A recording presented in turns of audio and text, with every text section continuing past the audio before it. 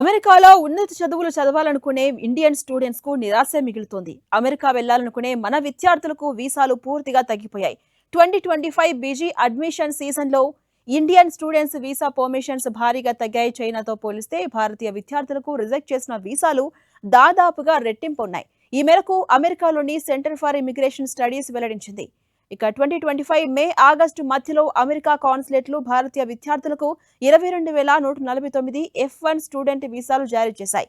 2024లోని ఇదే పీరియడ్లో మన వాళ్లకు 58,694 విద్యార్థి వీసాలు జారీ అవ్వగా గత ఏడాది ఆ సంఖ్య 62% మేర తగ్గింది. సాధారణంగా ఏటా ఈ సీజన్లో భారతీయులకు సగటున 50,000 పైనే విద్యార్థి వీసాలు వస్తాయి. కానీ గత ఏడాది ఈ సంఖ్యలో భారీ తగ్గుదల కనిపించడం ఆందోళన కలిగిస్తోంది.